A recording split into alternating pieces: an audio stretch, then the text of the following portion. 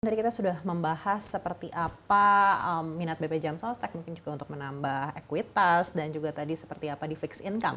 Tapi kita tahu juga ada aset kelas ETF emas yang saat ini juga semakin ramai diperbincangkan. Lalu seperti apa minat BP Jam Sostek melihat potensi dari ETF emas ini? Ya, memang sebenarnya emas itu menarik ya. Tapi kami di BP Jam Sostek ini dalam melakukan investasi sangat rigid, ya, diatur di dalam peraturan pemerintah. Dan emas itu tidak termasuk di dalam aset kelas yang bisa diinvestasikan oleh BP Jam Sostek. Jadi selama aturan itu masih belum dirubah, saya kira kita akan sulit ya atau tidak bisa untuk melakukan pembelian di aset kelas yang berbasis emas tadi.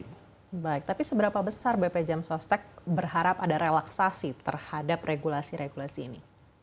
Ya, kami sudah mengajukan kepada regulator untuk bisa diperbolehkan investasi ke luar Indonesia, ya, semata-mata karena kami melihat bahwa dengan size yang semakin besar, kami tumbuh sekitar 13-14% per tahun dengan dana kelola yang sudah sangat besar sekarang. Sekarang 800 triliun, mungkin tahun depan bisa sampai dengan 1000 triliun. Kalau kita lihat ketersediaan dan juga likuiditas dari pasar di Indonesia ini semakin hari semakin sulit buat kita ya, karena tadi size kita semakin hari semakin besar. Jadi saya kira kita butuh avenue lain untuk bisa mengembangkan investasi. Ya mungkin sesuatu hal yang make sense itu adalah investasi keluar Indonesia. Baik, tapi kita tahu investasi di luar Indonesia ini kan sebenarnya benar-benar bergantung pada mekanisme pasar. Seperti yang kita lihat kemarin ketika ada pengumuman tarif, juga kita tahu bagaimana bursa global ini menderita cukup parah begitu. Kalau kita lihat di Indonesia ini kan mungkin ada batasan-batasan tertentu untuk bisa mengamankan pasar. Lalu bagaimana BP Jam Sostek melihat hal itu? Iya, mungkin kalau kita lihat jangka pendek seperti tadi ya, tapi kalau kita lihat data yang lebih panjang, 10 tahun, investasi, misalnya kita bisa investasi di S&P 500 ya, bursa saham Amerika, itu returnnya sekitar 150% dalam US dollar. Investasi di JCI atau di indeks harga saham gabungan di Indonesia dalam periode yang sama dalam US dollar itu minus 15%. Jadi perbandingannya kita bisa lihat memang dalam 10 tahun terakhir ya unfortunately emerging market itu ditinggal oleh investor asing. Nah, umpama kita bisa invest keluar, tentunya kita satu bisa mendapatkan return seperti tadi S&P 500 yang hanya indeks tadi ya, dan juga dari keuntungan dari kurs. Dengan kondisi yang sekarang kita bisa dapat dividen dalam US dollar, kita akan repatriasi ke dalam rupiah, tentunya akan memperkuat rupiah saya kira.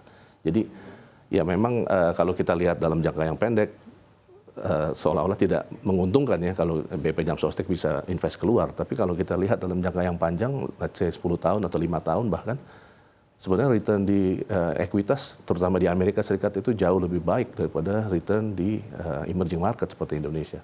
Baik, kalau ternyata relaksasi ini kemudian dikabulkan oleh regulator begitu, lalu berapa besar porsi yang mungkin akan dikirimkan untuk ke bursa-bursa global? Apakah termasuk dalam 15% yang tadi Bapak sampaikan mungkin akan ada dalam waktu 2-3 tahun ke depan, atau ini di luar dari porsi tersebut?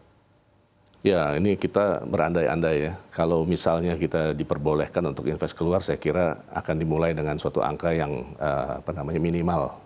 Ya, angka yang saya kira mungkin masuk 3-5% mungkin ya dari total dana kelolaan. Tapi itu pun sudah cukup saya pikir untuk bisa.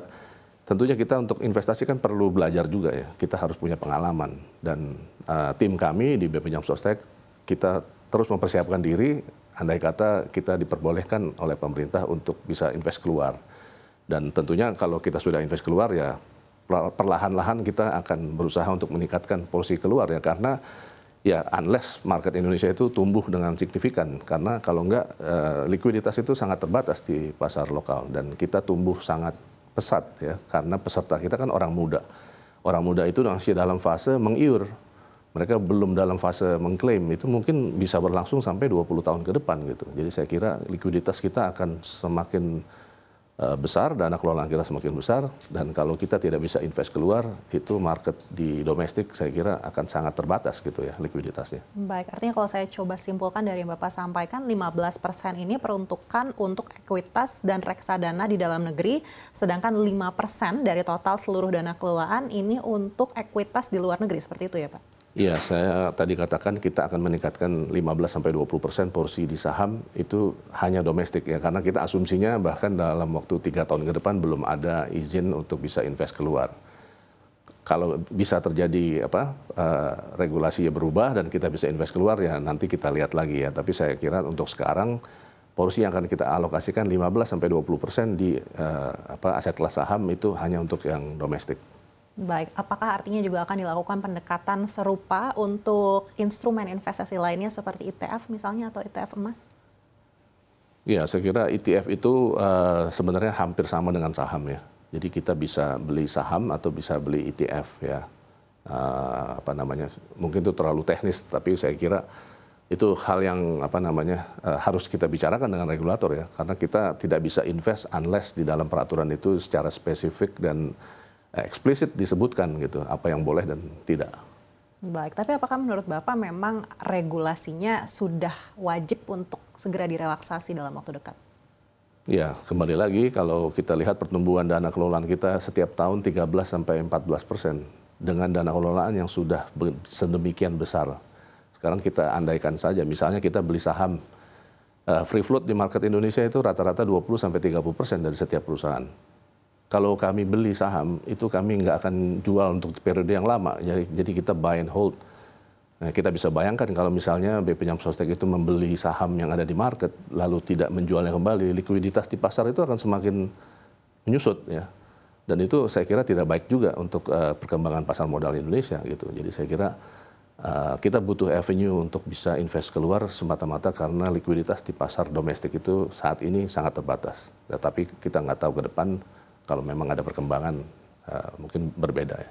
Baik, tadi Bapak sampaikan soal fixed income, ini kan sebenarnya menurut Bapak tadi terlalu tinggi juga begitu. Tapi untuk spesifiknya sendiri, seperti apa fixed income yang diminati oleh BP Jam Sostek? Apakah ini lebih ke obligasi pemerintah atau obligasi swasta atau seperti apa? Iya, dari 75% alokasi kita di fixed income itu mungkin 90% adanya di obligasi negara. Ya, karena sebenarnya alasannya adalah karena itu adalah pasar yang paling liquid di Indonesia. Ya, jadi kalau kita mau bertransaksi, let's say 1 triliun per hari itu sangat mudah gitu. Lain kalau misalnya di obligasi korporasi itu pasarnya sangat-sangat illiquid. Jadi saya kira kalau sekarang ini kita investasi 75% di fixed income ya sebagian besar memang adanya di obligasi negara ya karena tadi likuiditas juga. Bagaimana dengan SRBI? Apalagi kita tahu juga return SRBI ini kan relatif lebih menarik dibandingkan dengan aset kelas yang lain. Ya, SRBI memang menarik tapi tenornya sangat pendek. Dari beberapa bulan maksimum hanya 12 bulan. Ya, kami juga memiliki porsi investasi di SRBI tapi sangat terbatas.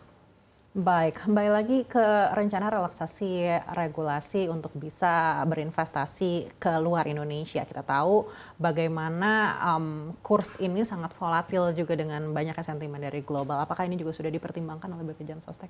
Iya, memang itu saat kita mengajukan untuk bisa berinvestasi keluar, rupiah belum seperti sekarang. Ya, mungkin kalau sekarang bukan waktu yang tepat ya untuk bisa kami berinvestasi keluar karena mengingat bahwa rupiah sedang dalam kondisi yang lemah. Artinya kalau kita mulai investasi keluar, kita beli mata uang asing seperti US dollar dalam harga yang sangat tinggi gitu ya. Jadi saya kira mungkin timingnya tidak tepat kalau sekarang. Tapi kalau kita bicara let's say 2-3 tahun ke depan, saya kira itu sesuatu hal yang keniscayaan bahwa kita punya investasi ini mau tidak mau. Karena market di lokal